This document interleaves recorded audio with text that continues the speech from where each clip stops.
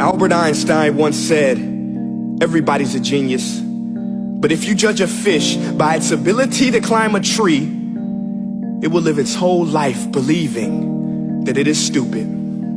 Ladies and gentlemen of the jury, today on trial we have modern day schooling. Glad you could come. Not only does he make fish climb trees, but also makes them climb down and do a 10-mile run. Tell me, school, are you proud of the things you've done? Turning millions of people into robots, do you find that fun? Do you realize how many kids relate to that fish? Swimming upstream in class, never finding their gifts, thinking they are stupid, believing they are useless? Well, the time has come, no more excuses. I call school to the stand and accuse him of killing creativity, individuality, and being intellectually abusive. He's an ancient institution that has outlived his usage. So, Your Honor, this concludes my opening statement, and if I may present the evidence of my case, I will prove it. Proceed. Exhibit A. Here's a modern day phone. Recognize it? Here's a phone from 150 years ago. Big difference, right? Stay with me. Here's a car from today, and here's a car from 150 years ago. Big difference, right? Well, get this. Here's a classroom of today, and here's a class we used 150 years ago. Now ain't that a shame? In literally more than a century, nothing has changed. Yet you claim to prepare students for the future? But with evidence like that, I must ask, do you prepare students for the future or the past? I did a background check on you and let the record show that you were made to train people to work in factories, which explains why you put students in straight rows, nice and neat, tell them sit still, raise your hand if you want to speak, give them a short break to eat, and for 8 hours a day tell them what to think. Oh, and make them compete to get an A letter which determines product quality, hence grade A of meat. I get it. Back then, times were different. We all have a past. I myself am no Gandhi. But today, we don't need to make robot zombies. The world has progressed. And now we need people who think creatively, innovatively, critically, independently, with the ability to connect. See, every scientist will tell you that no two brains are the same. And every parent with 2 or more children will confirm that claim.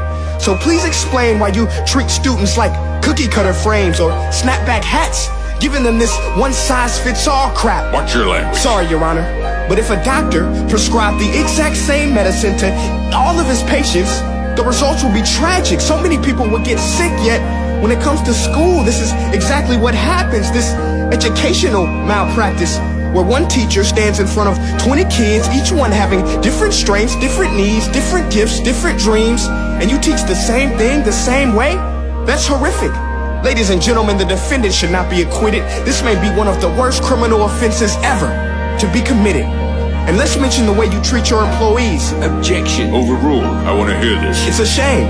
I mean, teachers have the most important job on the planet, yet they're underpaid? No wonder so many students are short-changed.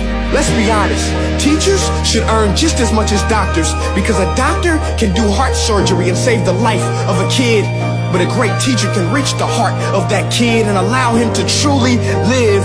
See, teachers are heroes that often get blamed, but they're not the problem. They work in a system without many options or rights. Curriculums are created by policymakers, most of which have never taught a day in their life. Just obsessed with standardized tests. They think bubbling in a multiple choice question will determine success. That's outlandish. In fact, these tests are too cruel to be used and should be abandoned, but don't take my word for it. Take Frederick J. Kelly, the man who invented standardized testing, who said, and I quote, "These tests are too cruel to be used and should be abandoned." Ladies and gentlemen of the jury, if we continue down this road, the results will be lethal. I don't have much faith in school, but I do have faith in people. And if we can customize healthcare, cars, and Facebook pages, then it is our duty to do the same for education, to upgrade it, change it, do away with school spirit, because that's useless. Unless we're working to bring the spirit out of each and every student, that should be our task. No more Common Core. Instead, let's reach the core of every heart in every class. Sure, math is important, but no more than art or dance. Let's give every gift an equal chance. I know this sounds like a dream, but countries like Finland are doing impressive things. They have shorter school days. Teachers make a decent wage. Homework is non-existent, and they focus on collaboration instead of competition. But here's the kicker, boys and girls. Their educational system outperforms every other country in the world. Other places like Singapore are succeeding rapidly. Schools like Montessori, programs like Khan Academy. There is no single solution, but let's get moving.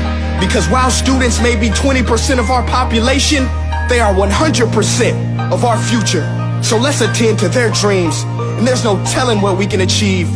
This is a world in which I believe, a world where fish are no longer forced to climb trees. I'll rest my case.